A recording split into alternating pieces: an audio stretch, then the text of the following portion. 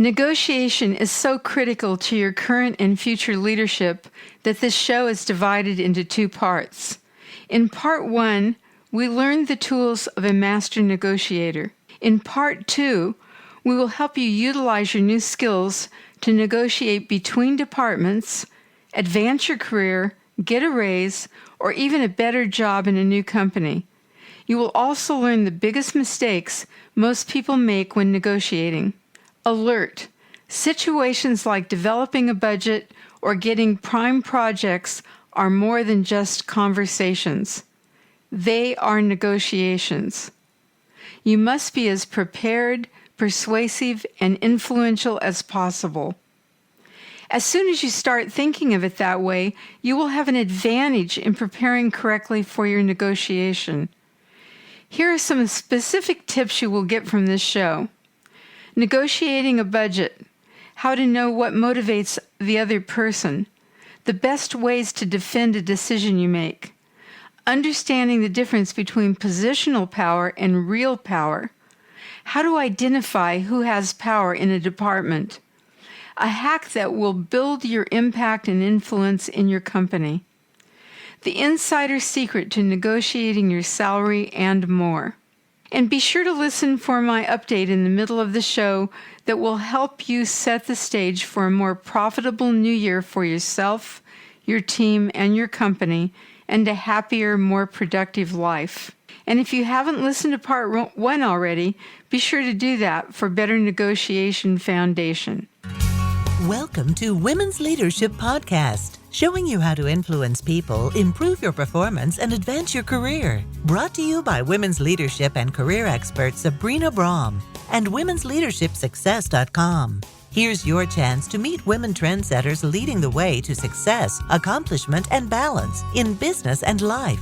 No matter if you're a manager, CEO, or entrepreneur, join Sabrina for coaching and no-nonsense advice to improve your career and bottom line. This is Women's Leadership Success, and today we are talking to Mark Raffin, who is a negotiator. And Mark, would you tell us the name of your book and how long you've been negotiating? Yes, thank you very much for having me, Sabrina. The book is 9 Secrets to Win Deals and Influence Stakeholders, available on Amazon right now. I've been doing this for far too long. My career is in procurement. I spent an entire career in procurement, and this book is written for sales and business professionals from a procurement perspective, because what we've seen, and procurement people get to see this all the time, is they see hundreds and hundreds of negotiations and sales presentations a year, but they never get the opportunity to share where the salespeople might be going wrong. And so this is my attempt to be able to do that. Great. Really appreciate that. So in this part 2, I wanted to talk to you about negotiating between departments. And this comes up a lot in my consulting and coaching, where you have a department, they've got this really great idea, this initiative, they're all ready to go, and another department comes in and says, that's our budget, or we're going to do something differently. What are the things that people need to learn about negotiation that they can use in different departments in the company, or to present their cases? Yeah, everything in the book is both applicable externally in sales or commercial negotiation environment, as well as internally. And that's very important for people to understand, because internally, we give different names to negotiation to make it feel easier. So we'll say things like, oh, we're getting alignment on something, or we are passing around the baton on something, or some crazy thing that we've come up with when really we're meaning, hey, we've got to negotiate something to be able to do it. And I want people to view the conversations and discussions that they have to either get budget or get projects or those kinds of things as negotiations. They're not just conversations. As soon as you start thinking that way, that'll allow you to start preparing properly for your negotiation.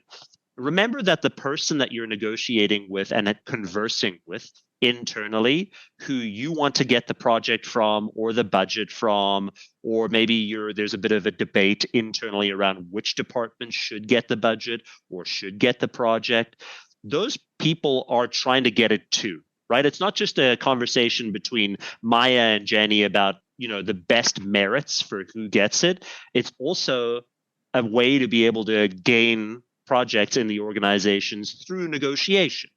So how do we prepare for that? Very important that people think of, number one, which of us not just deserves it more, but which of us has prepared more for the negotiation? So what do you want to get out of this negotiation?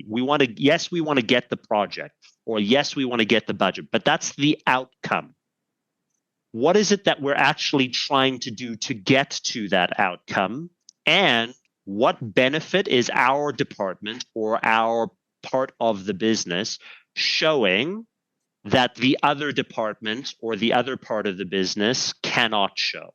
Because essentially we're in a bit of a show pony competition, and we need to be able to show that we can deliver more value than the other department who's maybe jockeying for that same position. Now, they're going to make arguments, obviously, for their side of the conversation too. Your job, though, is to be as persuasive and influential internally as you can be. Now, the biggest mistake that most people make when they are trying to jockey for position is that they rely solely on logic. So they'll say, well, the ROI that my team will generate if we get this budget is X percent, whatever X percent is, and that's 10% more than Jenny's department, for example. No one makes decisions based purely on logic, and that's where most people fall flat. So what are they making it on if they're not making it on logic? Yeah, so this is an excellent question, because you would think that if you have a strong logical argument, then clearly you should be the person who gets it, right? Because the math should show that, right? Here's my math. Here's why it works. Why am I not getting this? If that was the case, if logic was the determining factor on how things get decided upon, then there would actually be no need for you to have budget conversations that would all be had over spreadsheets. Yeah. Right? So what really matters is the emotional component that you have with that logic and the credibility that you have within the organization to carry that logic. Now, this is not our idea. We stole this idea from Aristotle, who came up with this over 2,000 years ago. So he talked about logos, pathos, and ethos, logic, emotion, and ethical credibility. So when we think of it within that context, yes, we have to have logic. There has to be a reason why someone would do something. If I want to get you to make a decision on something, there has to be a logical reason. That's to give you an out. That's not to give you the reason. I want to make you feel good, though, about making that decision in my favor, or I want to try and maximize your feelings of missing out on something if you don't take advantage of what I'm doing. So let me give you an example. Perfect. Let's say, for example, I'm jockeying for a project that I think is really, really important, and I need budget for that. We're in budget discussions, and multiple departments are arguing over budget. And I'm saying, well, that budget should go to me. The vast majority of that budget should go to me. And you say, wonderful, Mark, tell me about your project. And I tell you about all of the bells and whistles, and I give you the numbers, and I tell you it's going to generate this ROI for the business. And we talk about hurdle rates and all of those important things in the business. And you say, great. But I've missed the emotional appeal. So now what I need to think about is, why does this matter to you? It's not just about the money that the company is going to generate. It's about how this makes you look, how this makes you feel, what this makes you think about, how this generates success for you, and how good you're going to look in front of your boss as a result of it. And if I know what personally motivates you, then I might be able to say, well, hey, Sabrina, if we do this thing, X, Y, Z are going to happen, and you're going to get this return. And also, this, and this are going to happen, which are going to allow us collectively, you and I, to get way more recognition. And I think that's going to open up a lot of opportunities for us, because when I listened to the town hall where Jenny, the CEO, was speaking, she mentioned that these three things were important for the organization, and we're hitting all three of these things within this project. It's a slam dunk. Now, when you hear those things, if you're motivated by praise, if you're motivated by adulation, if you're motivated by promotion opportunities, that's going to make you feel more excited. But let's just say you're motivated by money. And this is going to generate a bonus for you, for example. I might say, hey, Sabrina, if you do this thing, the opportunity for us to bonus out on this is fairly significant because of the way that it's going to impact the business. Now, the reason I give you those two different stories of one motivated by praise and adulation, one motivated by money, is I've got to understand what you're motivated by, what you really intrinsically care about, before I can actually decide what's going to emotionally drive you in a certain direction. So I'm not going to throw anything out there that's going to be emotionally appealing to you if I know that it's not going to hit you a certain way. So for another example is, if one of my projects is going to really impact the community and help the community, and I know that you're a volunteer, you care about the community, you invest a lot of your time, you're putting a lot of time with the church or wherever you're volunteering, I say, look at the amount of people that we're going to be able to help with this. That's going to pull on your emotions differently than saying money. So what you are most focused on is where I'm going to spend the majority of my time talking about why this is so important emotionally for you. Now, I'm never going to say, look, this is emotionally important for you. I'm just going to talk about it and how it benefits those things and why it's important and how you might feel about it and the people that are going to help and blah, blah, blah.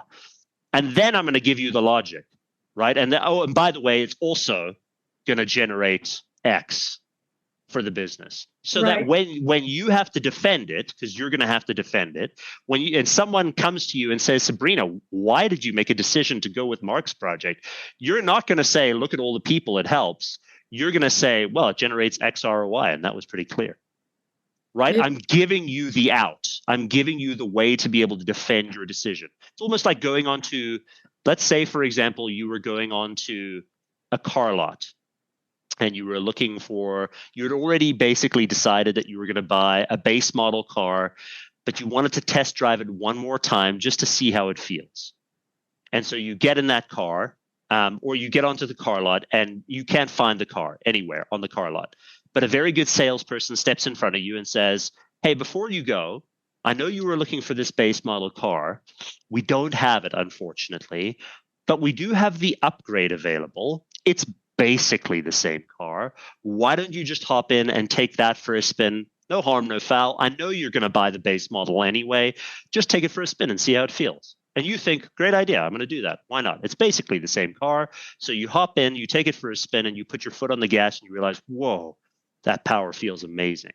And then you get out of a very close call in an accident. But you realize, this is so much space. But then you put your foot down on the gas again, and it feels good.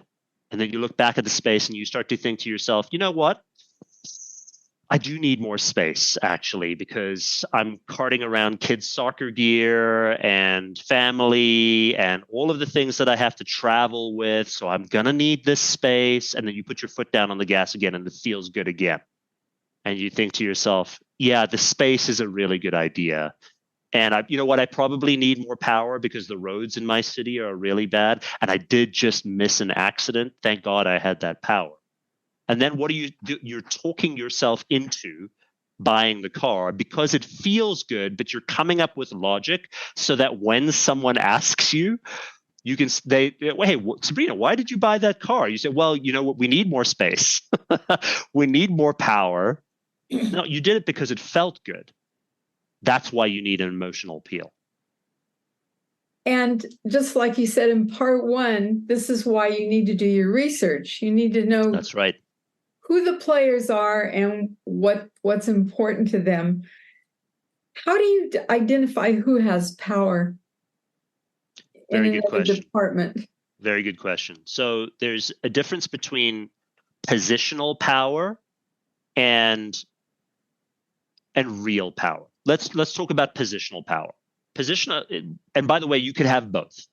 So positional power comes with the position that you hold, the authority that you hold within the business, right? So if you're a vice president, you're an SVP, you're part of the C-level, you have positional power. But there's always that one person or many people within the organization who may not necessarily have positional power, but to have strong real power, like influential power. Someone who's mid-level within the organization that never made it to VP, but knows everyone and has phenomenal credibility. And when she walks into a room and says, hey, I think this is the direction we've got to go, everyone goes, okay, that makes sense. That's Chloe. Checks out, right? Like Chloe is never wrong. Right. So understanding that is very important. That's the starting point of understanding who has power within another department. It's not just about the position that that person holds. It's about the influence that that person holds over the people who have positional power.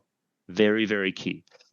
Once you can start reflecting on that and who has the ear of those people with positional power, then you can start influencing internally correctly. Beautiful. And now for a break.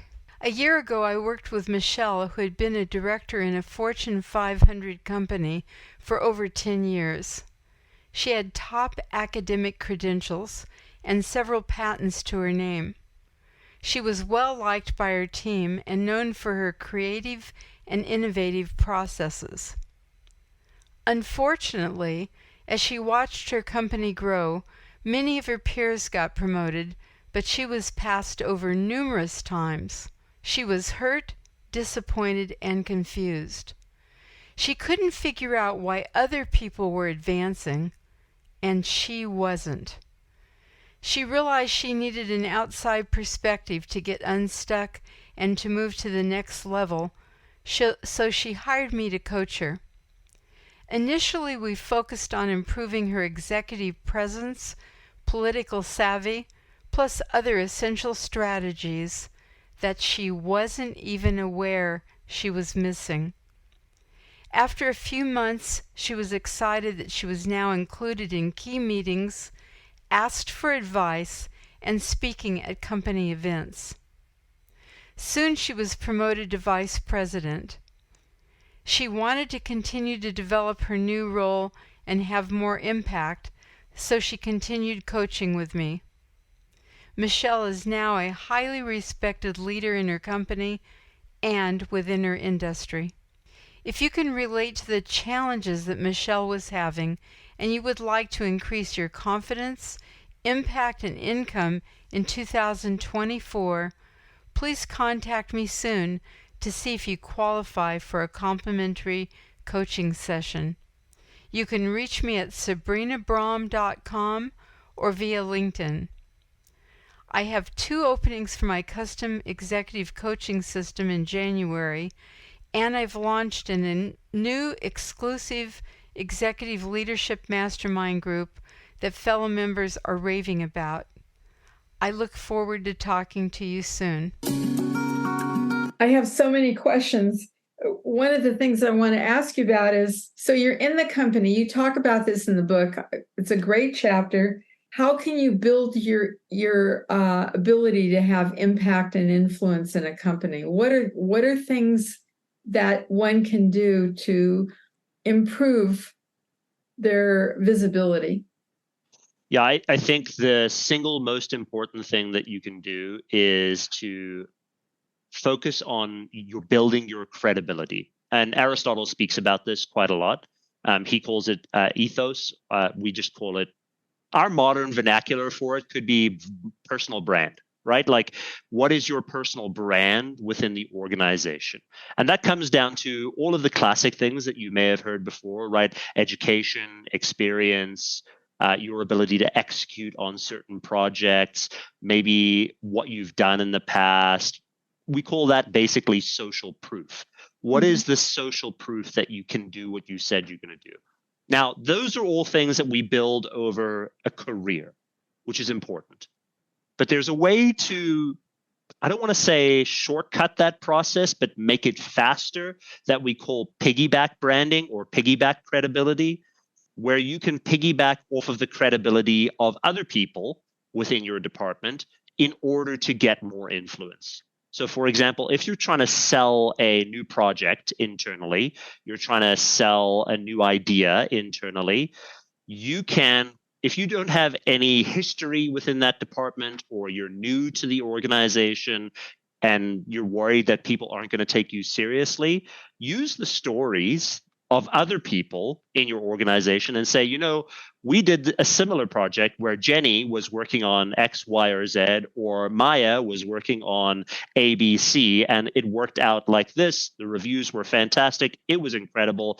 And you're creating basically stories about the other people that have done it so that that can gain you the ability to gain influence and gain exposure within your business. And that's very important, especially for those people that are new to organizations or want to understand how to progress within organizations. Maybe you don't have the political cachet that you should yet. It's a way to be able to do that. And you're not saying that you did those projects, by the way. That's very important. You're not claiming responsibility for their success. You're just pointing out that your department has also done it. And here are the success stories of those things. And that's why you should trust our department. And here's how I can help you. Yeah, you're associating your brand with this. Very much so. Or whatever the person that has a great reputation. Yeah, that's why the top universities on the planet, that's why people talk about their education, right? Like if you have an education from Oxford or Cambridge or Yale or wherever you are, you're probably going to talk about that on your interview, in your resume, on social media, because you're piggyback branding. You're not saying that you are that. You're just saying that I am a product of that. And that has been successful, and therefore you can trust me. What's the difference between persuasion, influence, and manipulation? Excellent question. And I want to, in your book and just in this interview, it's so clear that you're not into manipulating or doing anything unethical. So I really help us understand the difference between those. And then what are the steps to persuade? But first, what's the difference? Sure. So I'll start with the difference between persuasion and manipulation, and then I'll get into influence. So persuasion is my way to get you to do something through body language, tonal inflection, vocal cues, strategy, the way I structure sentences, that is going to leave you better off and leave me better off. That's persuasion. Okay. My intent is positive, and that's very important. This is the key difference between manipulation and persuasion. Manipulation could include some of the same activities, but the intent is to leave you worse off. That's the key. So a lot of people struggle with this because they're like, well, Mark, it sounds like some of the things that you are saying could be misconstrued as manipulative. Only if it's left that person worse off. Pardon me. If it's left that person worse off, you're absolutely correct. I think that's a fair assessment. But if it's left them better off, then it's persuasion. Now let's talk about influence. Influence is how I project my persuasion publicly. So how influential I am in an organization is how I've projected that persuasion over the people within that organization. So I have strong social media influence. I am viewed at a certain level in terms of my ability, my education, my knowledge, etc. That's my influence over something. My persuasion is one-on-one. Oh, really, really, really interesting. Can you talk about the 3 steps to persuade a counterparty? Yeah, very similar to what we talked about before with Aristotle, right? Logic, emotion, and credibility. You know what we didn't talk about, though, Sabrina, is we didn't talk about ethical credibility. I think that's really important to be able to talk about. I want to be very cautious in how because we talked about piggyback credibility a little bit. Right. What I am not saying is take the shortcut always. This is a very important point. Credibility and that's really important to build over time, and it's very important to protect, and it's very important to nurture. I'm not saying that the shortcut, that piggyback credibility that we were talking about earlier, is something that you should use all the time instead of developing your overall credibility within an organization. You do both. That makes total sense. So we're just about at the end of our interview, and so I've got a lot of people right now, especially right now, a lot of people are looking for jobs. They're having to negotiate salaries. And some of the statistics are that men do this, but women don't. So I have more women listeners. So can you talk about, I just had this happen. One of my clients, she's been making $250K, and she got offered a job at 175 and was able to say, let me think about it. Good. And she ended up coming back and say, I want 250. She got 225, and that worked out. But can you talk a little bit about how to do that? Because for some people, it's really scary. Like they need the job. Oh, yeah. And, should they just go ahead and take the 175,000, even though now they won't be able to make their house payment or whatever the thing is? Yeah, it is scary. And I find that it's actually harder to negotiate for yourself than it is to negotiate for someone else, because there's way more emotion involved in negotiating for yourself than there is. You can almost separate yourself a little bit from it when you're negotiating on someone else's behalf.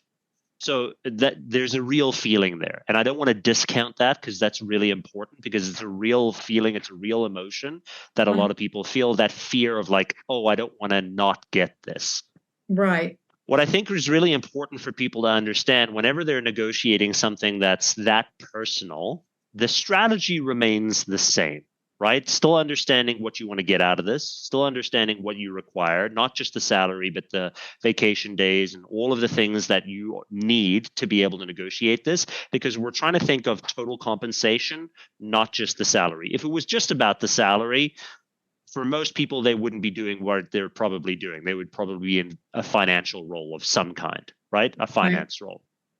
Because it is about more than just that. So make sure that all of your asks, whatever your asks are well structured, well laid out. If it's vacation time, retirement benefits, exit plan, equity, how much money you get paid, benefits, all that kind of stuff is really, really important to be very clear about. But also think about, now that you have all those things, what's your worst case, right? What is your worst acceptable deal? Right? What's your worst acceptable deal that you'd be willing to accept, that you're thinking to yourself, okay, if I go lower than this, I can't do this deal and I should walk away from it. Where most people fall flat in personal negotiations is they're not clear at what point they should be walking away from the deal. So get that very, very clear and be very disciplined with yourself around that. Be very clear about what that is, and all of that stuff that we talked about, whether it's compensation, benefits, retirement, all that kind of stuff. Think about where you are relative to the market, because all of that has to be taken into account as well. For example, if your last job you were earning 125 and you go into your next job and you think you should be earning 225, you and I probably have to have a heart-to-heart about, look, are you actually worth this? Now, when a lot of people hear that, they get very defensive. They say, well, Mark, I know what I'm worth. I know that you feel like you might be worth that much, but does the market feel that you're worth that much? Right. And that's a very important reflection point. So understand what your worst acceptable deal is relative to the market. Because if your worst acceptable deal is 50% above where the market says you should be, you're probably not being very realistic. Now, does that mean that you shouldn't ask for that? No, obviously not. You should always ask for more, but you should be thinking about where the market is. There is a fantastic book on this, especially you just spoke about how women react in these kinds of situations. There's a fantastic book by Linda Babcock and Sarah Lashifer called Women Don't Ask, Negotiation and the Gender Divide. And it talks all about sort of the systemic bias that comes around negotiation. It's absolutely brilliant. I highly recommend that everyone pick that up. Thank you. And they've been on the show. Oh, wonderful. Yeah. And so they go into quite a bit of detail and research around why this happens and how this happens and what you can do about it. So they're the experts when it comes to women. I'm not going to jump in there because they're much better at it than I am. But what I can tell you from a generalized perspective when it comes to negotiating your salary, the same strategy applies in commercial negotiations, internal negotiations, and salary negotiations. Be very clear about what you want.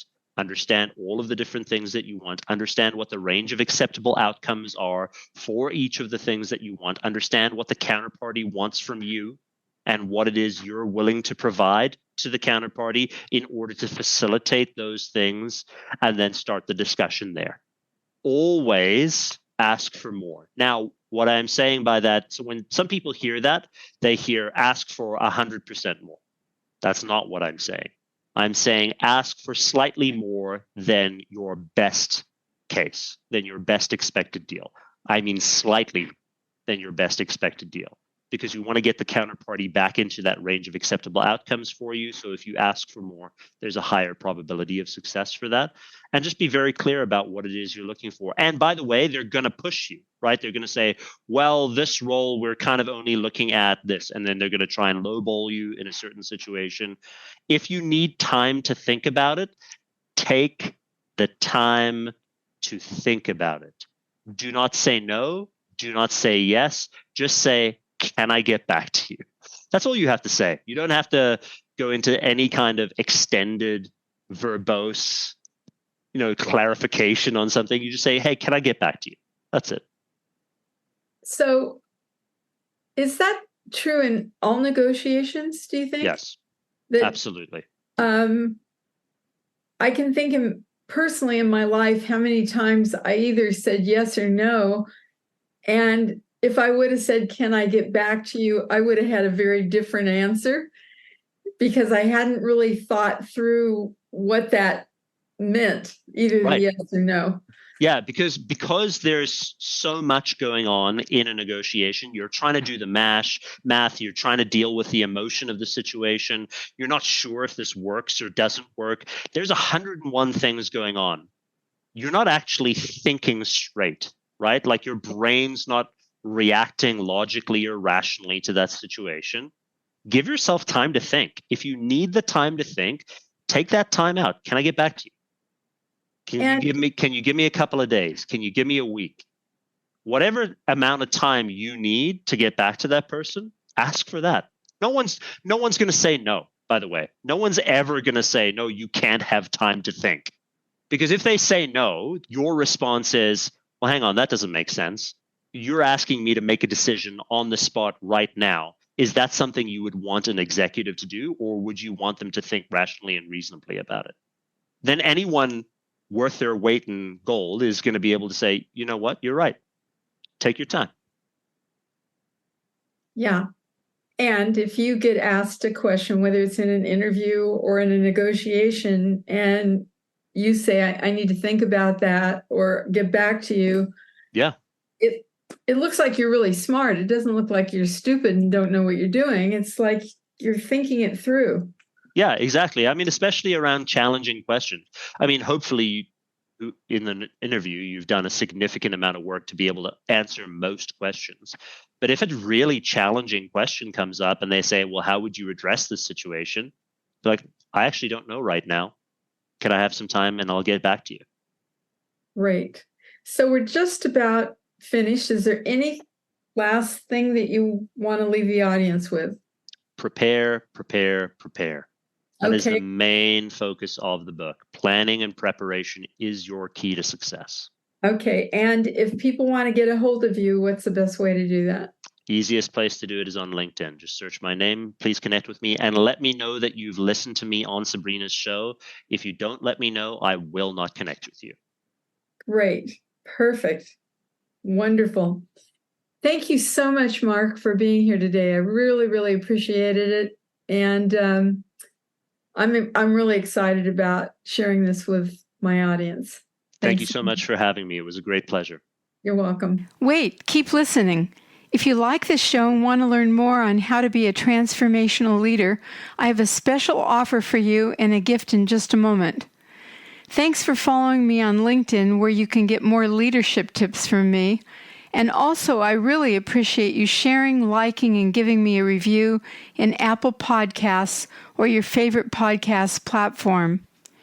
Remember, if you consider yourself a current or future high-potential executive that wants to have influence, impact, and radically increase your income, I invite you to reach out to me on my contact page on womensleadershipsuccess.com so we can connect. Lastly, be sure and check out my action for traction for this episode in the show notes at womensleadershipsuccess.com. You will get 3 easy but powerful steps you can take immediately, plus some downloadable articles and videos based on this interview to help you truly be a transformational leader. Bye for now. See you soon. Thank you for joining your host, Sabrina Brahm, on another Women's Leadership Podcast.